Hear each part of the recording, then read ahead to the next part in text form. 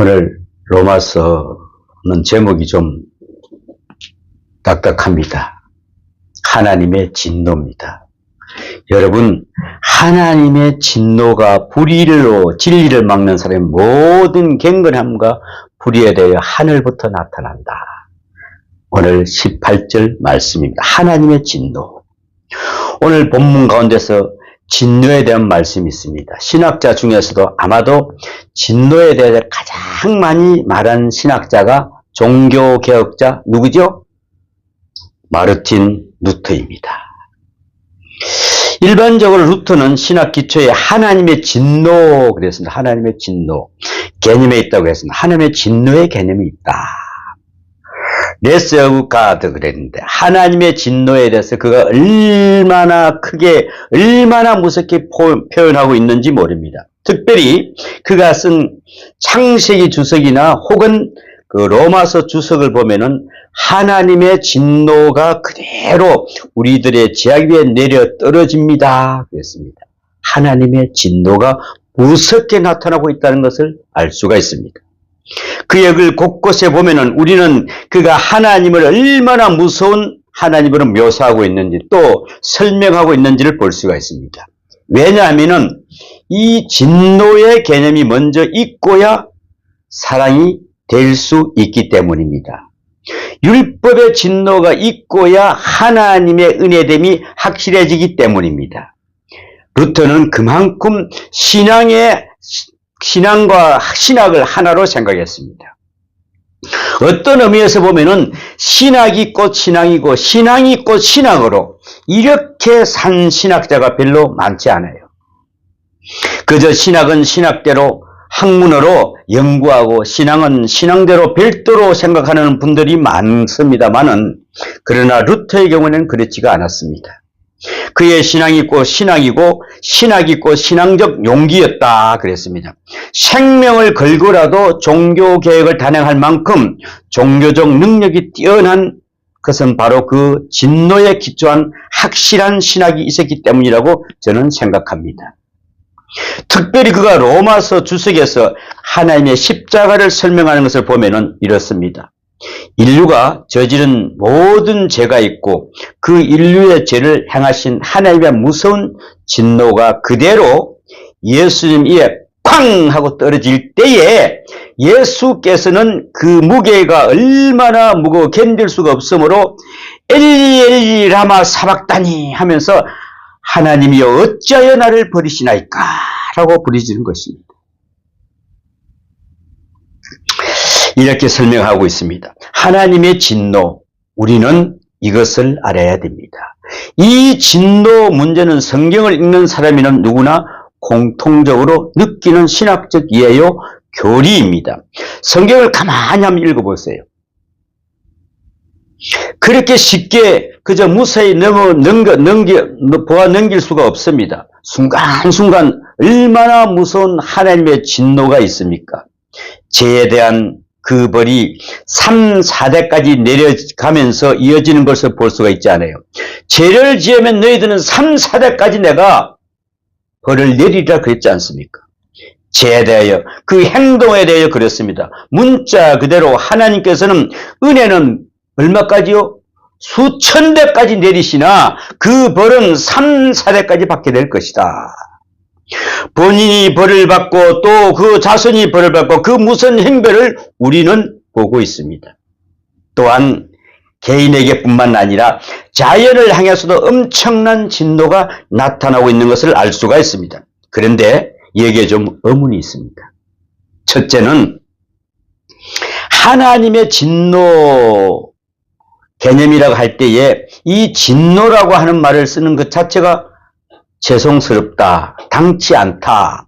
어떻게 하나님께서 화를 내시느냐, 어떻게 하나님께서 진노하신다는 말이냐 함입니다.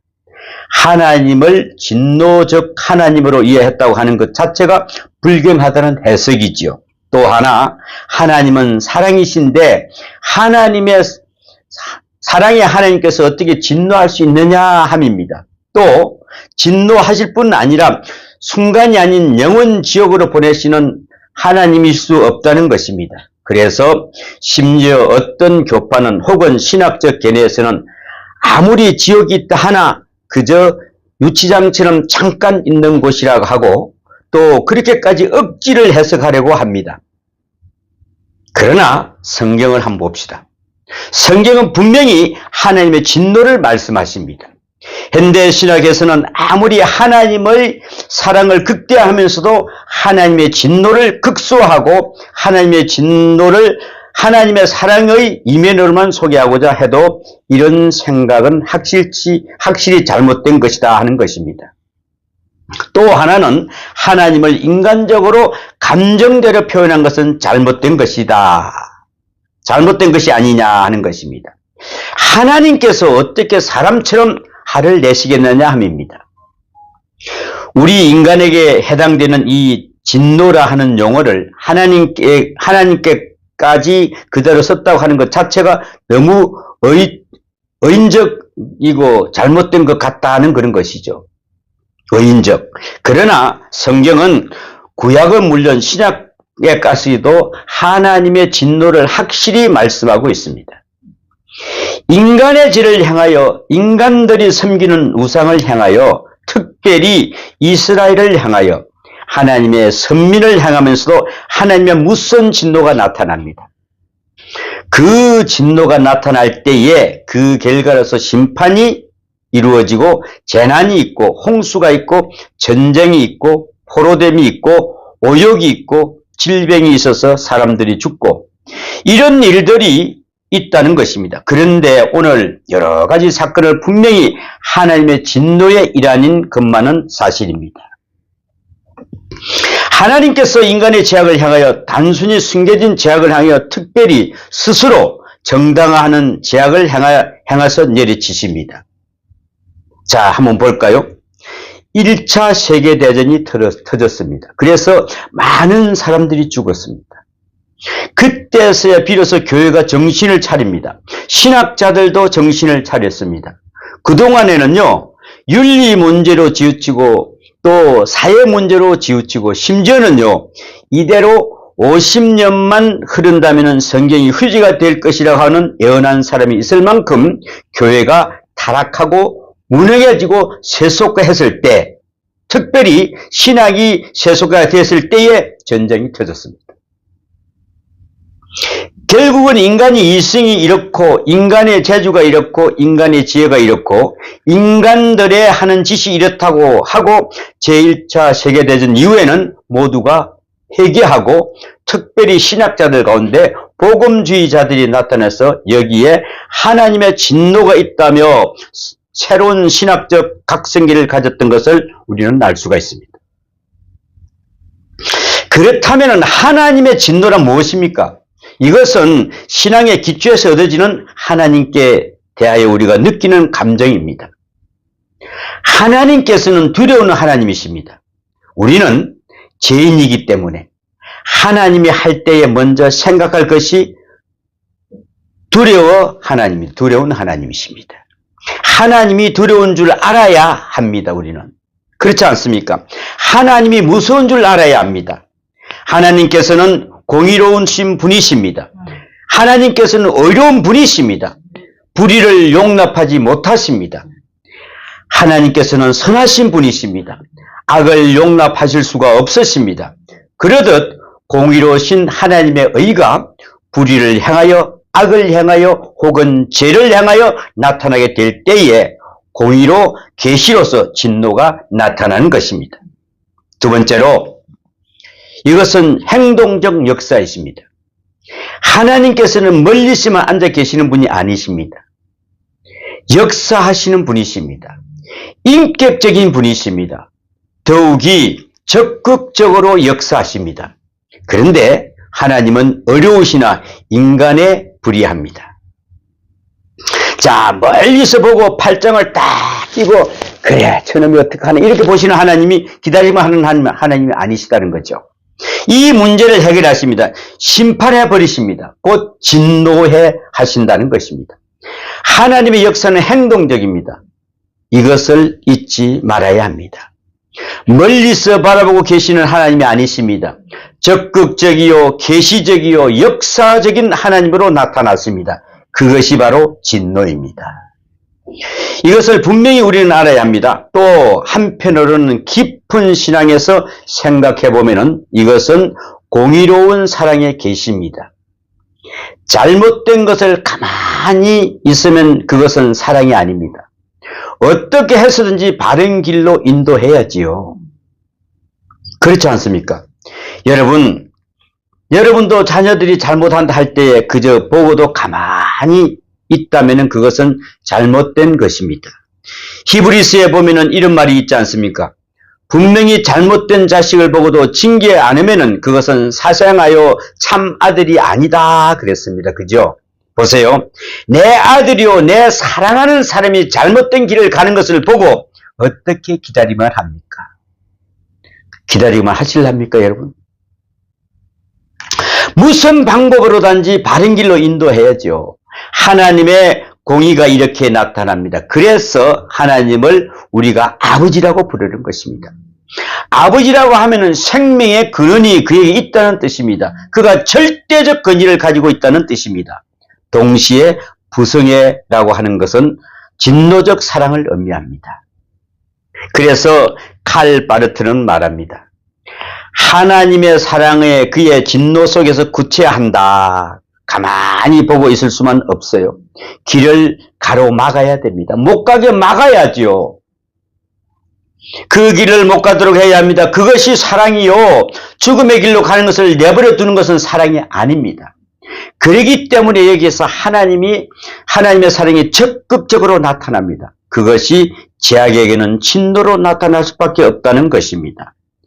용서는 감상이 아닙니다. 그의 어려움이 진노와 함께 이루어져야 그것이 바로 용서입니다. 이것이 바로 그것이 사랑입니다. 여러분, 이 일을 경험해 보았습니까? 내가 잘못했을 때 차라리 한 대라도 맞아야 속이 시원해요. 그죠? 부모가 때리지도 않고 욕도 하지 않고 내 잘못을 알고 있는지 없는지도 모르겠으면 오히려 점점 불안해집니다. 분명히 우리 어머니가 내 잘못은 아는데 말도 안 해. 때리지도 안 해. 욕도 안 해. 차라리 이건 너 잘못했지. 너는 맞아야 하라면 때리면은 그 다음에 좀 시원할 텐데 말이지. 내심 맞았으니 이젠 됐다. 야, 이제 엄마한테 내가 맞았으니까 이제 됐다. 이렇게 하는데 분명히 그렇지 않습니다. 그러나 잘못하는 것을 뻔히 보면서 분명히 잘못을 알고 있을 것 같은데 아시는지 모르는데 말도 없고 행동도 없다. 이것을 가리켜 뭐라고요? 무관심이라고 합니다. 무관심은 가장 무서운 마지막 포기 상태를 의미하는 것입니다. 이제는 버려진 사람임을 말하는 것입니다. 그러므로 진노를 사랑으로 믿을 수 있을 때에 진노에 계시는 하나님의 사랑과 용서를 구체적으로 수용할 수 있을 때에 그것이 바로 진정한 믿음이 되는 것입니다. 이제 오늘 본문을 한번 상고해 보려면 먼저 1장 17절로 돌아가서 생각해야 할 것 같습니다. 복음에는 하나님의 의가 나타나서 믿음으로 믿음에 이르게 하나니 기록된 바 오직 의인은 무엇으로 살리라? 믿음으로 말미암아 살리라. 함과 같으니라. 믿음으로 살리라. 복음에는 하나님의 의가 나타나서 복음은 곧 십자가입니다. 십자가에는 하나님의 의가 나타나서 그가 이제 죄인에게는 진노로 나타나게 한다 함입니다. 하나님의 의가 나타났던 이 말씀과 연결해서 오늘 본문을 생각해야 합니다. 보세요. 하나님의 의는 구원받는 자에게는 의로, 죄인에게는 어떻게 해요? 진노로 나타납니다. 그래서 구원과 심판 이것은 항상 동시적으로 역사합니다. 한쪽으로 구원이 있는가 하면은 구원받지 못하는 사람에게는 심판으로 나타나게 된다는 것이죠. 구약에 보면은 하나님께서 진노하시는 모습을 여러 가지로 볼 수가 있습니다.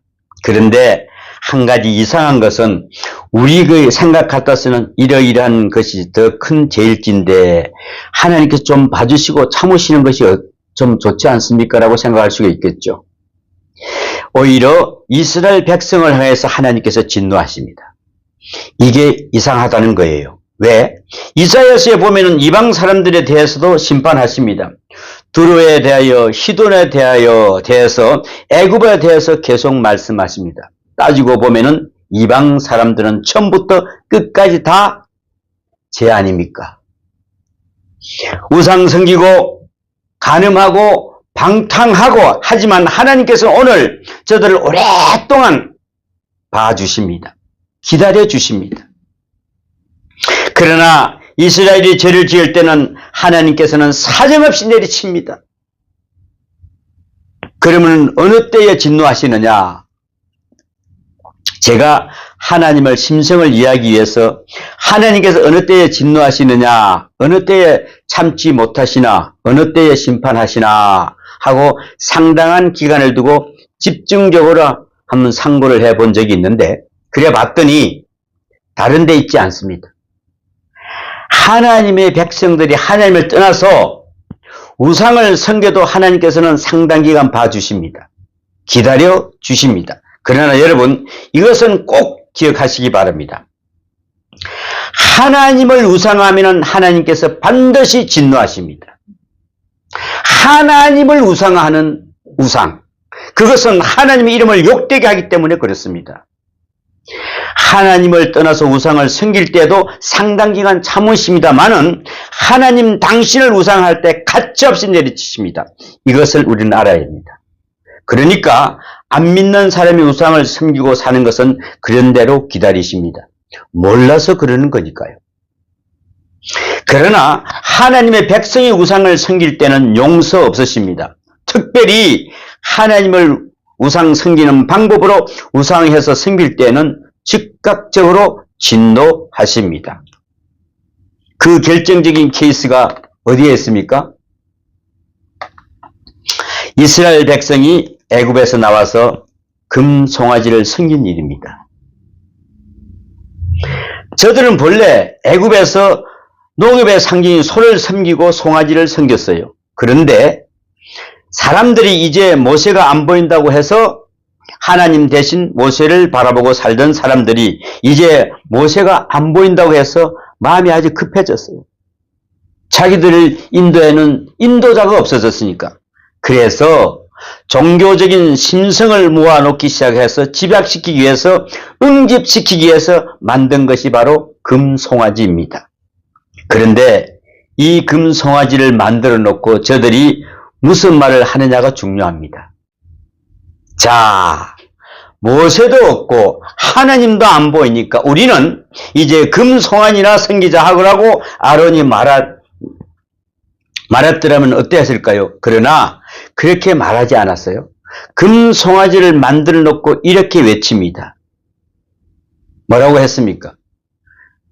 이것이 너희를 애굽에서 인도해낸 여호와 하나님이다. 참 기가 막힐 일이죠.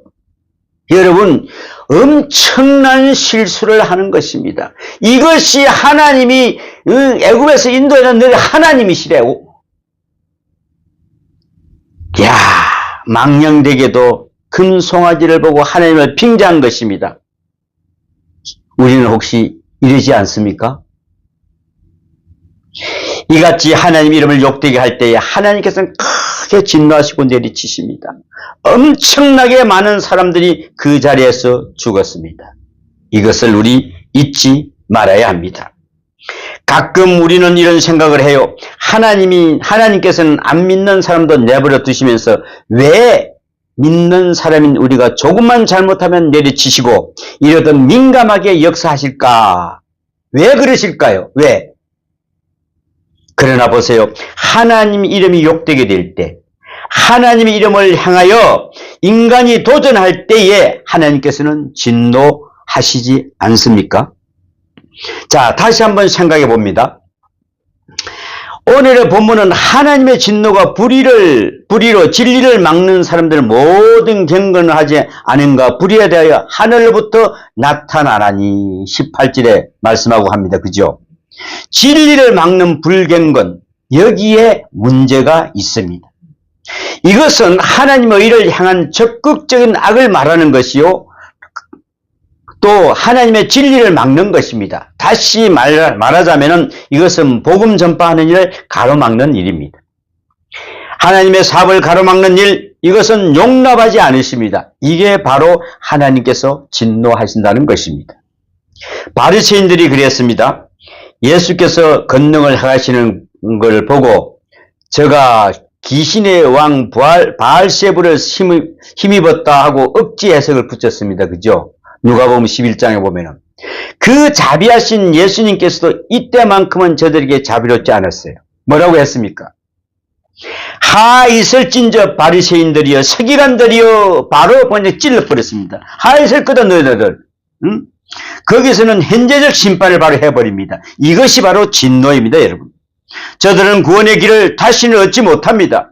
그런 거로 이런 능동적인 죄, 적극적인 죄, 하나님의 사업에 정면으로 대결해서는 방해하는 이런 죄에 대해서는 진리를 막는 일에 이런 일에 대해서는 하나님께서 크게 진노하신다는 것입니다.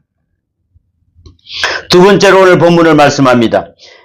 이는 하나님을 알만한 것이 너희 속에 보임이라 19절을 말씀하시죠. 이 신성을 부정할 때에 여기에 문제가 있다는 것입니다. 이 본문 말씀은 보면은 1934년 에밀 브루노가 논문을 발표하고 나서부터 자연신학 논쟁의 중점이 되어 온 부분입니다. 무슨 말씀인가 하니까 당시 에밀 브루노와 칼 바르트는 엄청나게 많은 논문을 가지고 서로 변론을 벌였습니다. 에밀 브루노 입장에서는 사람은 타락했다 그랬거든요. 그러나 아직도 하나님은 알만한 하나님을 알 수 있는 능력이 그런 신성이 사람에게 남아있다며 자연신론의 가능성을 상당히 인정합니다. 그러나 칼 바르트 입장에서는 아니다. 사람은 하나님을 알 수 있는 길이 전혀 없다. 오직 예수로만 하나님을 알기도 하고 구원받을 수 있게 되어 있다라고 합니다. 그래서 1964년에 이 두 사람이 쓴 논문을 한번 제가 이게 인터넷 찾아가 읽어보니까 제3자의 입장에서 보면은 저는 서로 인정하면 될 것 같은데 하는 생각이 들었어요. 뭐 그 말이 그 말이에요. 그런데 그 두만 피 터지게 진짜 논쟁을 했거든요. 그 근본은 뜻은 같은 뜻입니다. 그런데 어째서 이 두 사람이 피가 나게 논쟁을 싸웠던 것일까? 보십시오. 사람은 분명히 타락했습니다. 그러나 오늘 본문에 보니까 이렇게 말씀하십니다. 하나님을 알만한 것이 너희 속에 보임이라. 창세로부터 그의 보이지 아니하는 것들 곧 그의 영원하신 능력과 신성이 바로 그 만드신 만물에 분명히 보여 알게 됐다 이렇게거든요. 자연계시를 말하고 있어요. 자연계시라는 것은 이 대자연을 통해서 하나님을 알게 된다는 그것이 바로 첫째입니다. 역사의 맥락, 역사의 흐름 속에서 하나님께서 살아 역사하시고 계신다. 당신 스스로를 계시해 주신다 하는 것이 둘째입니다. 인간의 본성, 그 자체가 하나님의 형상으로서 하나님을 알만한 능력을 가지고 있다 하는 것이 그 셋째입니다. 이게 바로 자연 계시입니다. 그런데 문제는 인간이 정말 하나님을 알만하게 되어 있느냐 하는 것입니다. 알만하도록 창조된 것은 원리적인 것입니다. 또 사실적이기도 하죠. 그러나 이제 타락해서 하나님을 알만한 것이 없어요. 뿐만 아니라 인간이 이제 하나님이라고 생각해서 하나님을 찾는 마음, 하나님께 대한 성향이 작용하는 순간 그들이 만들어내는 것은 바로 우상입니다. 우리도 모르게 우상을 만들어요. 나도 모르게 내 자신이 우상을 만들어낸단 말이죠. 이것은 내가 한 것 같아. 하나님은 싹 빼고요. 우리는 그러니까 모든 게 감사로 나와야 됩니다. 그죠? 이것도 감사, 저것도 감사, 다 감사한데, 이것은 내가 한 거야. 이게 바로 우상이 됩니다. 그래서 아우구스티누스는 이것이 하나님이라고 하고 생각하니까 그게 우상이더라 그런 말입니다. 이것이 하나님 같아. 이것이 하나님 같아. 이게 바로 우상이더라는 것이죠. 여러분이 조심해야 됩니다. 사람은 스스로 하나님을 찾지 못하게 돼 있어요. 그만큼 타락했습니다. 전적으로 타락했습니다. 그러나 분명한 것이 있어요. 주님께서는 본래 하나님을 충분히 알 만큼 우리에게 능력을 주셨습니다. 기능을 주셨어요. 그러므로 피할 수가 없다는 것이죠. 여러분, 가끔 이런 이야기를 하죠. 내가 무슨 일을 잘했다 못했다 할 때에 나는 몰랐다고 대답합니다. 혹은 내가 능력이 없었다, 그러므로 할 수 없었다라고 핑계합니다. 그러나 잊지 마십시오. 왜 몰랐느냐? 왜? 알 때에 행하지 않았기 때문에 모르게 된 것입니다. 그러므로 모른다고 해서 내가 죄 없는 게 아니다 이 말이죠. 본래 알 수 있었던 것인데 내가 아는 능력을 스스로 포기했기 때문에 이제는 모르게 된 것이요. 또 때로는 나는 할 수 없다라고 할 때가 있어요. 그죠? 그것도 사실 할 수 없는 게 아니라 안 해서 못하게 된 것입니다. 나는 본래 할 수 없다. 하지만 아닙니다. 안 해서가 된 거죠. 그래서 가령 새벽 기도에 나오는데 어떤 분은 일평생을 나오는가 하면은 어떤 분은 나는 못해 새벽 기도에 갔다 오니까 하루 종일 정신이 없더구만. 그래서 다른 것은 몰라도 절대로 새벽 기도는 못하겠어. 자, 묻습니다. 못하는 것입니까? 안 하는 것입니까? 안 해서 못하는 것이지요. 이것을 우리는 알아야 해요. 모든 일이 다 그래요. 그러므로 핑계할 수가 없어요. 지금 못한다고 해도 안 되는 것이고 지금 모른다고 해도 잘못된 것입니다. 공부를 안 한 죄가 있잖아요. 그죠? 이미 아는 것을 내가 최선을 다해서 행했더라면 그 다음에는 나는 이만한 수준까지는 알 수 있게 돼 있어요. 그런데 내가 스스로 하나님을 아는 지식을 버렸기 때문에 이제는 알 수 없는 존재가 되어버렸어요. 그래서 호세아 4장에 보면은 제가 하나님에 대한 지식을 버렸으니 나도 저를 버리리라고 말씀합니다. 네가 나를 버리는데 내가 너를 어떻게 가지고 있겠냐 이 말이죠. 그러면은 버린 겁니다. 스스로 버려서 이제 모르게 된 것입니다. 보세요. 분명히 지금 모르기는 해도 모르기도 하고 무능하기도 합니다. 그러나 그 원인을 따져보면 결국은 스스로 버린 것이 되는 것입니다. 그러므로 우리가 핑계하지 마세요. 비교하지 못해요. 할 수 없다고 핑계할 수 없고 몰랐다고 핑계할 수 없는 것입니다. 그런 원리적 입장에서 우리가 깊이 생각을 해야 됩니다. 가끔가다 우리는 이런 핑계 잘 대거든요. 내가 잘 몰랐어. 알았는데 내가 잠깐 잊어먹었어. 말도 안 되는 소리 하지들 마세요. 왜 잊어먹어? 여러분, 금덩어리가 하나 있어. 금덩어리. 이 금덩어리가 있는데 이거 살짝 보여 내가 숨겨놨는데 당신 찾으면 가져가 그랬는데 몰라서 안 찾아갈 거예요. 잊어먹어서 안 찾아갈 것 같아요. 어떻게 해서 찾아갈 거예요. 하나님은 그렇게 살짝 이거 분명 알지? 얘 압니다. 근데 나는 그거 잘 몰라. 왜? 관심이 없는 거예요.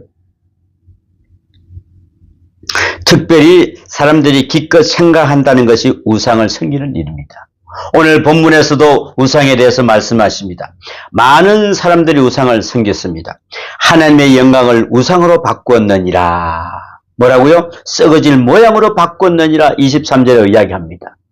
우상 숭배가 문제입니다. 그죠? 우상 숭배. 전에 일본의 그 고베 지진 때에 많은 사람들이 희생이 됐죠. 그때에 CNN 방송에서 한 기자가 이제는 다 잊어버리고 슬피우는 그 일본 그 할머니에게 물어봅니다. 어떻게 지금 이제 다 떠나고 어떻게 생각하십니까? 그랬더니 그 할머니의 대답이 이렇습니다. 무슨 대답일까요? 참 기가 막힌 대답이요. 일본 답은 대답이요. 조상 때부터 내려온 돈을 주고도 살 수 없는 귀한 신상을 잃어버려서 너무 슬퍼요. 조상 때부터 그 신주 따지 모시는 그게 떠내려 가버렸대. 그래서 그게 너무 슬프대. 자기 생명이 슬프고 하는 것이 아니라 그 우상 단지가 너무 슬프다 이 말이에요. 사람이 죽어서 슬픈 것도 아니고 재산을 잃어버려서 슬픈 게 아니라 다름 아닌 신상을 잃어버려서 슬프다는 것입니다. 여러분 속으로 어떻게 생각하겠습니까? 잘 됐지 뭐. 참, 잘 됐잖아. 신상 떨리러 갔으니까. 일본 사람들은 참 신이 많습니다. 진짜 일본에 가보면은 그냥 바다 가운데서도 그냥 전부 다 신상을 해놨어. 기가 찰 일이요. 응? 요만한 다리에도 그냥 뭐 갖다 놓고 이것도 신, 방에도 신, 응? 화장실에도 신, 전부 다 갖다 놨어. 전부 다. 집집마다 신상을 갖다 정말 대단되는 신상이죠. 자기네 딴에는 소중한 건 맞습니다. 그런데 지지로 몽땅 때려 부쉈어요. 우리는 이것을 알아야 됩니다. 이렇게 우상을 섬긴다는 것이 과학시대에 컴퓨터 만지는 사람들이 촛불 깨놓고 신상 섬기고 있더라는 그런 말입니다. 지금 여러분 AI가 요즘 시대 지금도 그걸 붙들어놓고 그 촛불 열고 아이고 하나님 오늘도 아이고 하나님 아이고 우리 신이 오늘도 다이라 이렇게 한다니까. 이 기가 막힐 일 아니요.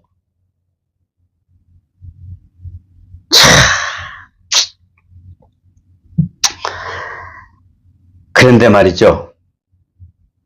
참 이상할 뿐 아니라 하나님께서는 우상을 용납하지 않으십니다. 우상은 하나님의 위치에 있기 때문에 그렇습니다. 종교적 행상이기 때문에 그렇습니다. 특별히 강조하고 싶은 것은 기독교적 우상입니다. 곤조 덴저 대가 세웠던 비잔틴이라고 하는 것이 있는, 지금은 이제 이스탄불 정도 되는 엄청난 도시인데, 1700년 전에 교회가 300개나 있었다고 해요. 이렇게 로마보다 더 큰 기독교 도시를 만들는데도 불구하고 이것은 이슬람으로 인해서 완전히 무너져 버렸습니다.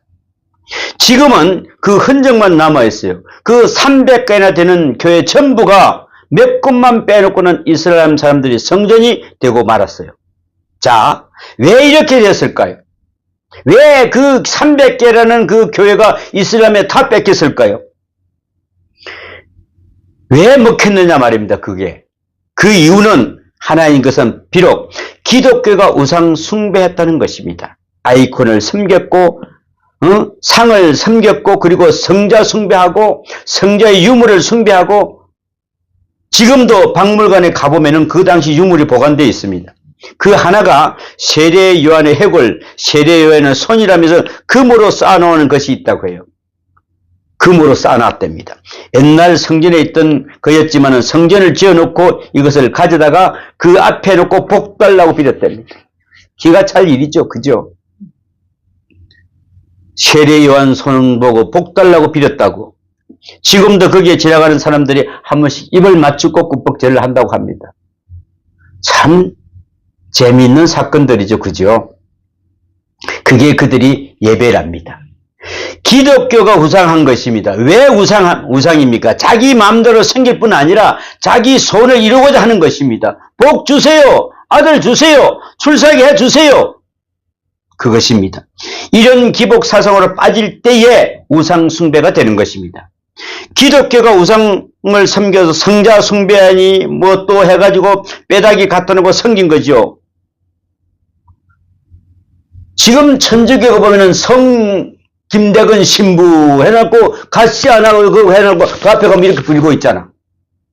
기가 찰 일이요. 응? 기독교도 우상할 때에 하나님께서 이를 때려 부쉈습니다. 이거 보기 싫다 하신 것이죠. 그죠? 이슬람 사람들이 다 점령해버렸어요. 그래서 지금 천년을 그리는 꼴이 되고 있었습니다. 이것을 잊지 말아야 됩니다. 신앙이 우상해서는 안 돼요. 하나님께서는 절대 용납하지 않으십니다. 바로 그런 순간에 모하메드가 주장한 것이 우상 타파입니다. 기가 차지요. 그 사단들은요, 그 틈새를 치고 들어옵니다. 우상 타파하자. 이슬람 교회 가봤어요? 이슬람 교회? 그 성당에 가보면 아무것도 없어요. 텅 비었어요. 거기에 그냥 엎드려 절만 합니다. 그냥 엎드려 절만 합니다. 타파의 증거가 여기서 나타난 겁니다. 여러분 이것을 우리가 알아야 됩니다. 우상 숭배, 자기 생각이 우상이 되고 자기 고집이 우상이 되고 자기 욕망이 우상이 되고 마침내는 자기 자신이 우상이 되는 것입니다. 여러분 이거 조심해야 됩니다. 하나님께서는 하나님의 보좌를 침해오는 우상 숭배는 결단코 용납하지 않으십니다. 때려 부수고 진노하십니다. 또 한 가지 본문은 고범죄라는 것 나타납니다. 하나님을 알되 하나님으로도 영화롭게 아니하며 감사치도 아니하고. 자, 하나님을 알기는 아는데 고범죄예요. 고의적으로 범하는 죄다. 아는데 알고서도 행하지 않는 것입니다. 이것은 구제불능입니다. 이제는 심판이 있을 뿐입니다. 모르고 하는 일에 대해서는 알려주면 되지만은 알고 하는 일에 대해서는 심판이 있을 뿐이다. 여러분, 이것을 알아야 합니다. 얼마나 알고 있습니까? 잘못된 줄 알았으면 이제 끊으세요. 잘못된 일이면 이제 버리세요. 알고 지은 죄 그렇다면 이제 남은 것은 심판밖에 없어요. 심판을 통해서 마지막 길을 찾는 것입니다, 여러분. 이것이 하나님의 역사입니다. 특별히 인간들은 초인간을 꿈꿉니다. 초인간적으로, 지금도 보면은 별소리 다 하고 있지 않습니까? 니체 같은 사람은 하나님이 있으면은 부자유해지고 양심이 있으면 하나님을 인정해야 되니까 괴롭다 해서 초인간을 부르짖습니다. 알고 고의적으로 하나님을 떠납니다. 이런 불신앙, 이런 무신론을 하나님께서는 내리치십니다. 이게 바로 공산주의의 멸망입니다. 그죠? 또한 오늘 본문에 보면은 중요한 말씀이 있습니다. 하나님을 알되 감사치도 아니하고. 감사치 않는 것, 그것은 바로 죄입니다. 이 점을 우리는 확실히 알아야 됩니다. 하나님의 은혜인 줄 알면서도 감사하지 않아요. 이제 그것이 원망으로 바꾸어집니다. 여러분 잘 아는 대로 이스라엘 백성들이 애굽에서 나와서 광야에 다 엎드러져 죽었습니다. 왜요? 하나님의 은혜에 감사할 줄 몰랐습니다. 감사하지 않다 보니까 원망하게 됐어요. 고린도전서 10장 10절에 보면 말씀하십니다. 원망하지 말라. 원망하다가 다 죽었느니라. 여러분 원망하지 마십시오. 어떤 일이 있어도 원망하지 마십시오. 어떤 일이 있어도 하나님의 은혜에 대해서 감사하는 마음을 잊지 마십시오. 감사를 극대게 하세요. 여러분 원망하다 보면은 그 은혜를 받은 것을 다 뭐하게요? 쏟아버리게 됩니다. 그 어느 사이에 원망의 사람이 되고 여기에 하나님께서는 심판하시는 것입니다. 왜냐하면은 이제 구원의 길이 없기 때문에 그렇습니다. 특별히 오늘 본문에 보니까 심판 중 하나가 그 생각이 허망하여지며 21절에 그랬습니다. 생각이 허망해지면은 사람이 헛되게 됩니다. 허망해지니까 마음이 어두워지고 마음이 어두워지니까 큰 우상을 섬기게 됩니다. 그래서 하나님을 모르는 사람들은 하나님을 섬기지 않는 사람들은 하나같이 우상을 섬겨요. 그 마음의 우상을 섬겨요. 여러분 이것을 잊지 마십시오. 서울에서만 해도 그 점술가들이 6만 명이나 된답니다. 공식적으로 허가받은 사람이 6만 명이라는 말이죠. 나는 우리 점집이다 하고 어느 기록에 보니까 여대 앞에 있는 점집에는 하루에 여대생이 50명씩 점을 친다고 그래요. 점집에 50명씩 점 치러 간다는 거예요. 여대생들이. 왜요? 시집 잘 가게 해달라고. 좋은 신랑과 만나게 해달라고. 이게 문제입니다. 심지어 어느 한 점술가 집은 240만 원씩이나 세금을 내고 있대요. 기가 막히죠? 자, 여러분 우리 깊이 생각해야 됩니다. 생각이 허망해지면 이렇게 어리석어집니다. 이렇게 어리석음에 빠져버려요. 결국은 버러지 행상을 섬기죠. 딴에는 하나님을 섬긴다고 했으나 나중에는 이상한 사람의 모습으로 만들어 섬깁니다. 창조주를 피조물의 모습으로 동물의 모습으로 섬기는 어리석음에 빠지고 말았다는 것입니다. 그러므로 하나님께서 저를 심판하시고 진노하게 된다는 것입니다. 하나님을 섬기지 않으면 우상을 섬기게 됩니다. 하나님께서 주인이 되시지 않으면 내가 주인이 됩니다. 그것을 잊지 말아야 합니다. 오직 하나님 중심적으로 살아야만 비로소 밝은 믿음, 밝은 마음으로 살아갈 수가 있다는 것입니다. 여러분, 오늘 밝은 믿음과 밝은 마음으로 사는 여러분이 되시기를 축원합니다. 기도합니다. 아버지 하나님, 하나님을 섬기지 않으면 우상을 섬긴다고 했습니다. 하나님께서 주인 되시지 않으면 내가 주인이 됩니다. 하나님 중심적으로 살게 하여 주시옵소서. 밝은 믿음, 밝은 마음으로 살 수 있는 모습이 되게 하여 주시옵소서.